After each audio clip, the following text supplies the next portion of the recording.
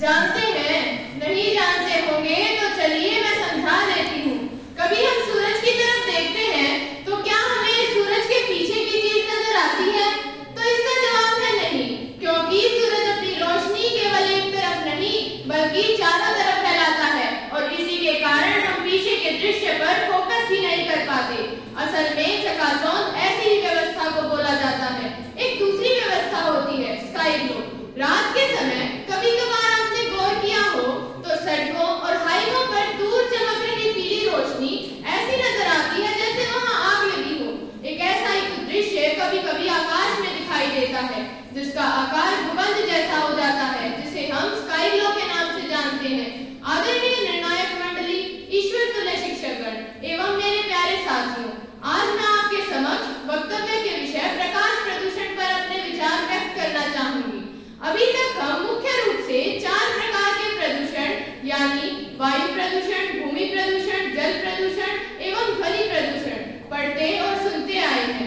पर क्या आपको पता है, जिस अतिरिक्त रोशनी की व्यवस्था हम करते हैं उससे एक नए तरह का प्रदूषण दुनिया में सामने आया है जिसे हम प्रकाश प्रदूषण का नाम दे सकते हैं। प्रकाश प्रदूषण से मोटापा, मधुमेह, स्तन कैंसर और न जाने कितनी अनेक गंभीर बीमारियां होने की संभावना हो सकती है।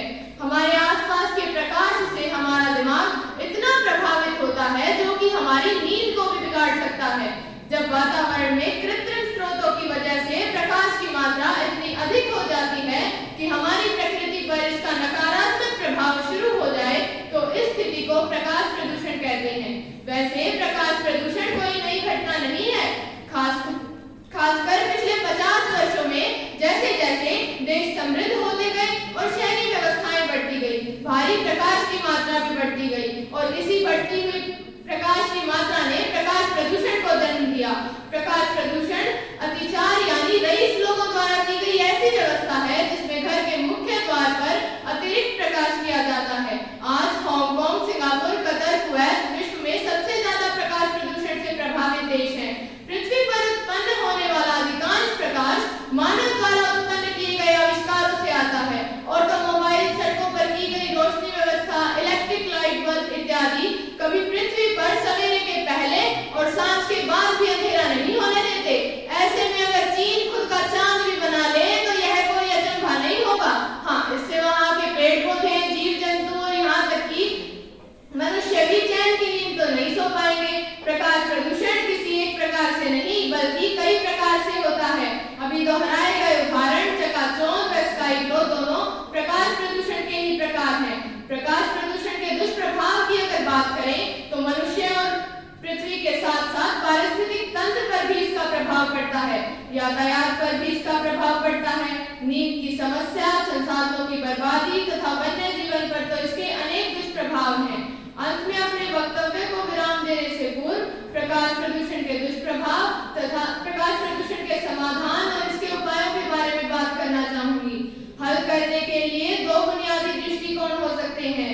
गौर फरमाइएगा, हल करने के लिए 2 बुनियादी दृष्टिकोण हो सकते हैं। पहला हल है योजना और दूसरा हल है जागरूकता, यानी प्रकाश स्रोतों को इस प्रकार लगाना चाहिए कि ऊर्जा का संरक्षण हो सके और लोगों को इससे कम समस्याएं हो। लाइट सेल्स का इस्तेमाल करना चाहिए जो रोशनी को आसपास के क्षेत्र में फैलने से रोकते हैं। इसके अलावा प्रमाणित प्रकाश स्रोत तथा मौसम सेंसर का इस्तेमाल भी प्रकाश प्रदूषण को कम करने में महत्वपूर्ण भूमिका निभाता है।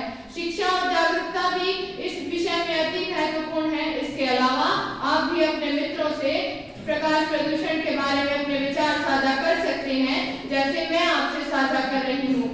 इन सभी उपायों से न केवल प्रकाश प्रदूषण की गंभीर समस्या को हल करने हेतु एक बड़ा प्रभाव पड़ेगा बल्कि कई अन्य वैश्विक समस्याओं से लड़ने में भी मदद मिलेगी जिनका हम वर्तमान में सामना कर रहे हैं। धन्यवाद।